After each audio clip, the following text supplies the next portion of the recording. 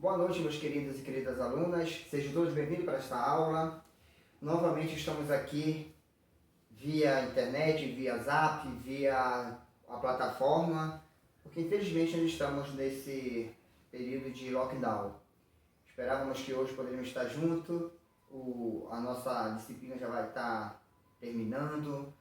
Hoje seria a penúltima aula, pelo nosso calendário, hoje seria a nossa aula para terminar o conteúdo, passar uma atividade. Amanhã, quinta-feira, é a nossa prova. Então, vão estudando logo todo o conteúdo, dê uma lida na apostila, reveja o material que já foi enviado para vocês, para que possam saber amanhã. Como é que vai ser a prova? Vocês vão saber amanhã. Vou ver realmente como é que eu vou fazer, enviar para vocês essa prova. A recuperação e encerramento, que é importante que esteja. Professor, terminei a prova, estou livre. Não, porque a nota só vai ser entregue durante a semana para saber quem ficou, quem não ficou. Então, próxima quarta-feira teremos aula normal, será o encerramento. Aqueles que ficaram para recuperação vão fazer recuperação comigo. E eu já espero que essa última aula do dia 31 estejamos já todos em sala de aula para ficar melhor esse momento de despedida para você, para sintetizar melhor também todo o conteúdo, ok? Dando continuidade à nossa aula, vimos sobre a ética, sobre a ética profissional, sobre a deontologia. Então vamos ver agora outro componente da ética, que é a bioética. Só lembrando aqui, nós vamos ver tudo brevemente, tem como se aprofundar em cada tema. Então é algo bem abstrato, bem complexo, mas vamos tentar fazer de uma forma mais acessível, ok? Então vamos lá, bioética. O contexto no qual surge a biomédica na segunda metade do século XX foi com o progresso da ciência, da medicina, da tecnologia voltada para a saúde. Então todo esse processo cultural da saúde, esse desenvolvimento da tecnologia faz com que pessoas se voltem para o pensar ético dessas situações, desse desenvolvimento. Então agora, ficar preocupado como é que a ciência, com seus projetos de pesquisa, como é que ela pode atuar de uma forma que não possa causar danos ao ser humano, danos ao meio ambiente, danos aos animais. Então, daí vão surgindo os conceitos, são vários conceitos relacionados com a bioética. Aí vão surgindo, vão se aprimorando, vão se desenvolvendo o que é hoje a bioética. Como falei, a necessidade de repensar uma relação da pessoa humana com o seu planeta. Então, existe essa necessidade, existe essa procura do ser humano se relacionar com o planeta, comum se relacionar com outro ser humano, as diferentes pesquisas. Então, essa necessidade ela tem que estar pautada no sistema ético. Daí vai surgir o que é a bioética. A crescente consciência que existem direitos humanos e inalienáveis como objetivo a justiça, que estão fundamentados sobre a dignidade da pessoa humana, antes que ainda possam ser reconhecidas pela legislação civil. O abalo do mito da neutralidade ética da ciência, então todo esse processo vai fazer com que haja se pensar eticamente sobre essa atitude médica, atitude da ciência no mundo.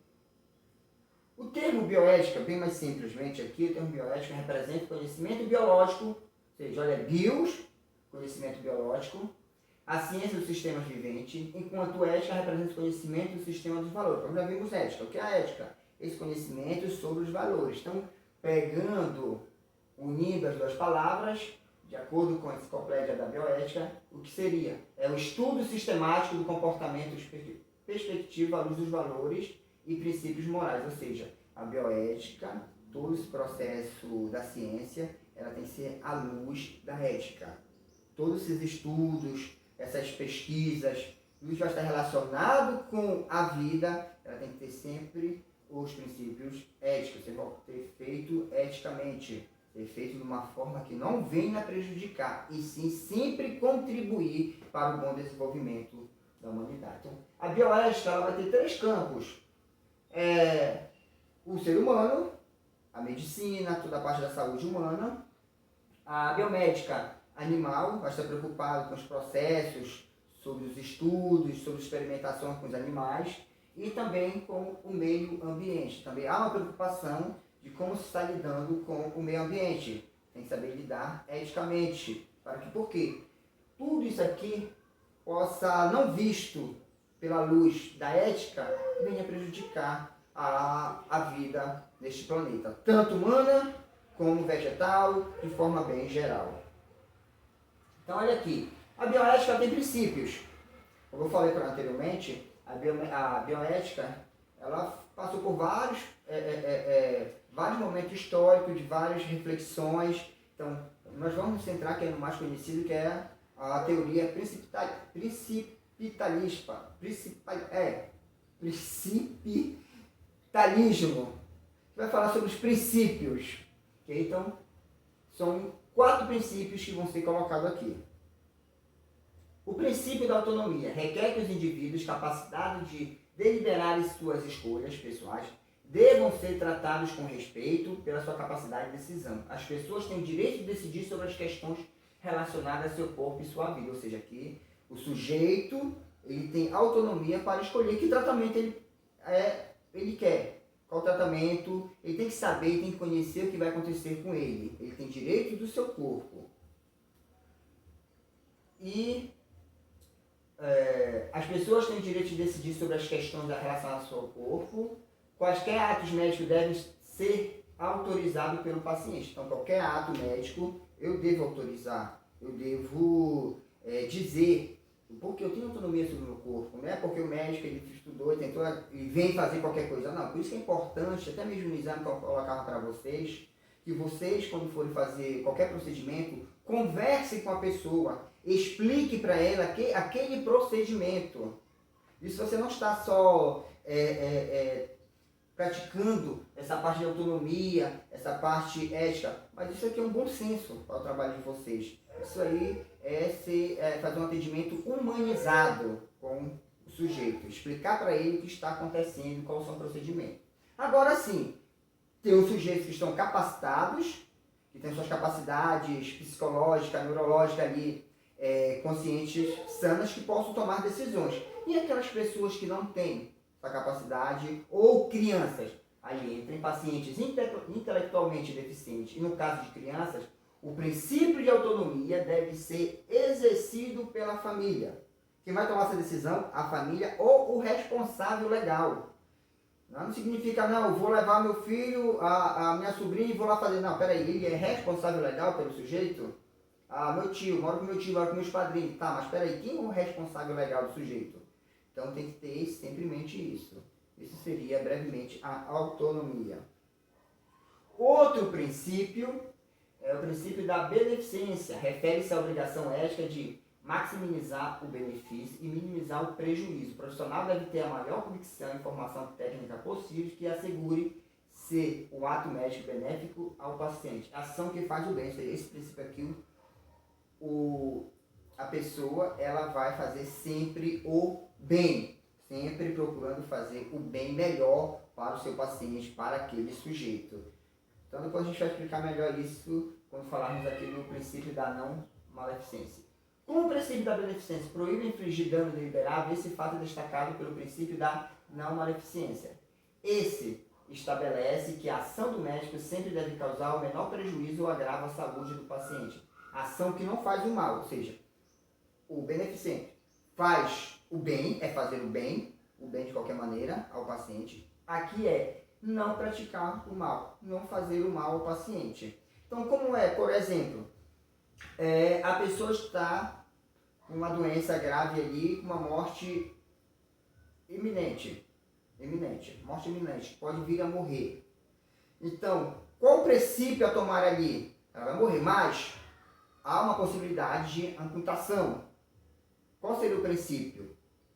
Beneficente ou o não maleficente? Seria o primeiro princípio de beneficência.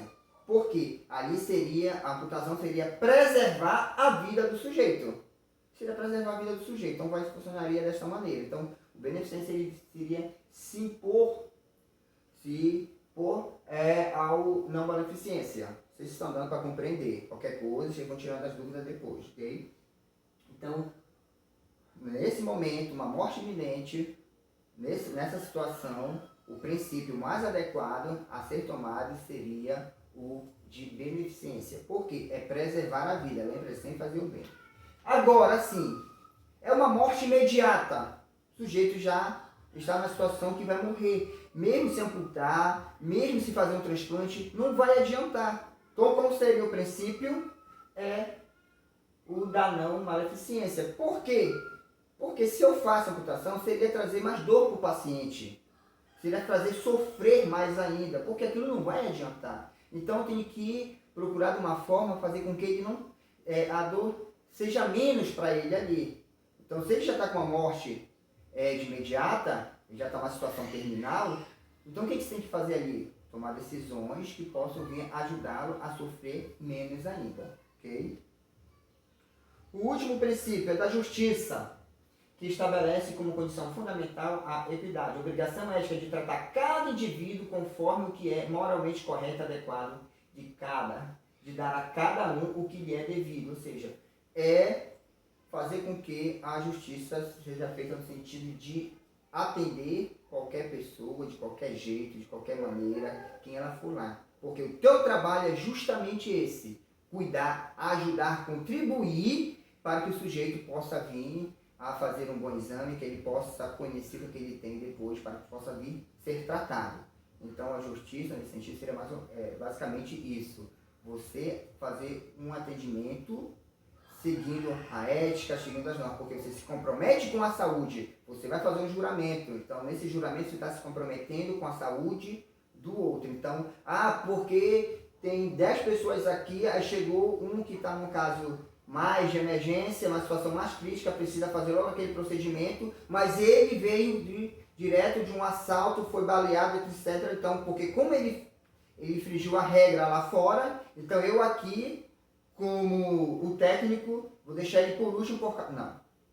Vai depender da situação. Se é um caso de emergência, você tem que atender, porque existe o princípio da justiça, de acordo com a regra, com a ética. E nesse momento é você não deixar que a cultura, que os fatores externos possam vir atrapalhar o teu serviço, o teu fazer profissional.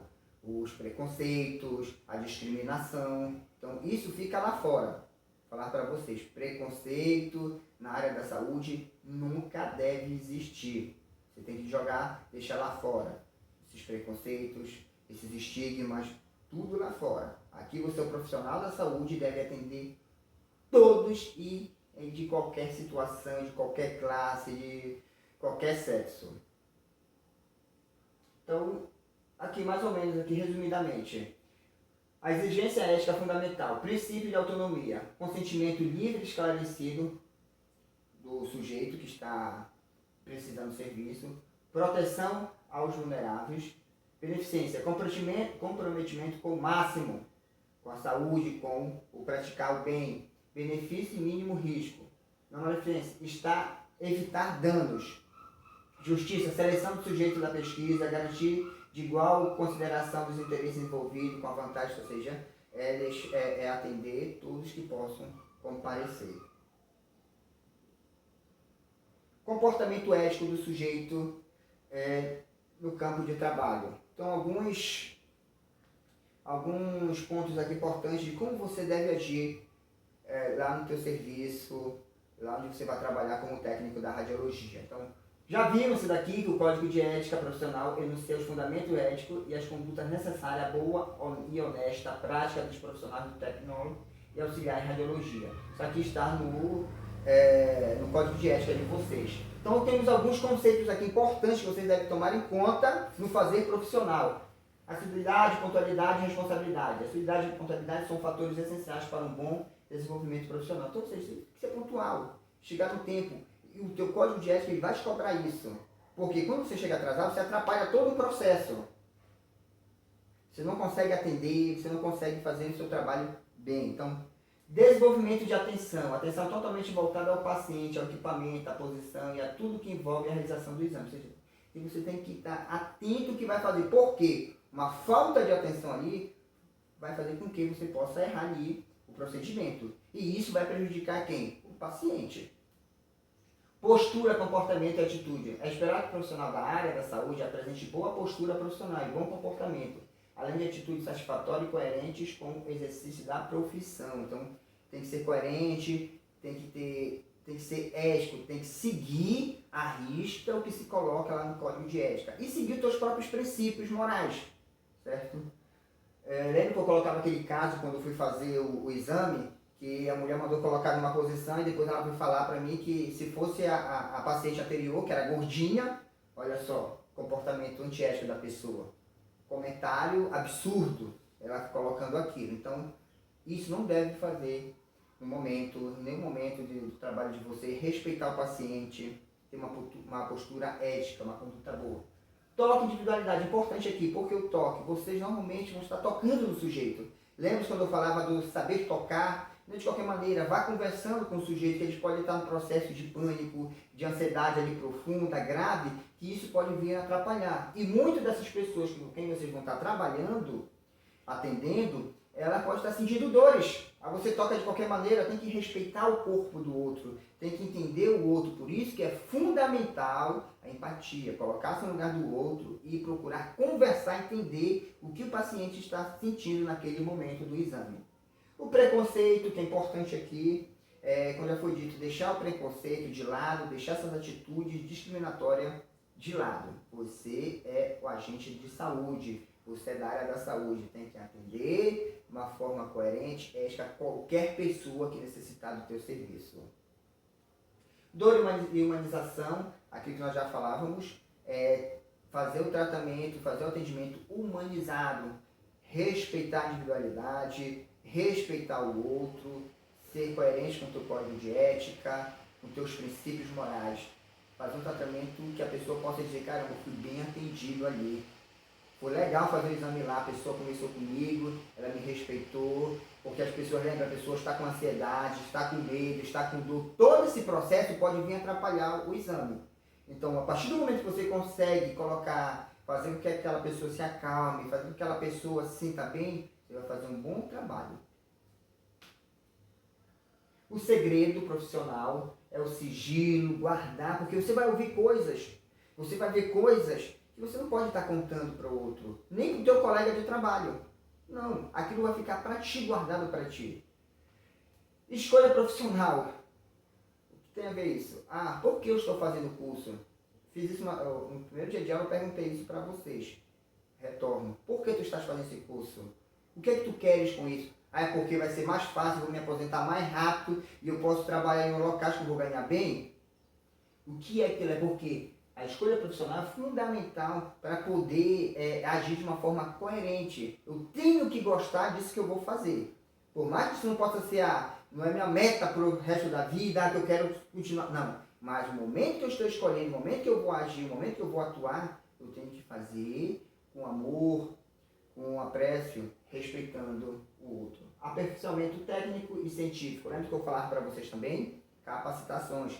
Vão fazer capacitações, vão pesquisando os novos aparelhos que vão surgindo, preciso de tecnólogos, de técnicos da radiologia, sempre experto, especialista. Então, é vocês que têm que procurar fazer isso. A instituição não vai mandar, a instituição pode oferecer, mas vocês que têm que procurar se especializar, se capacitar para ser uns bons profissionais.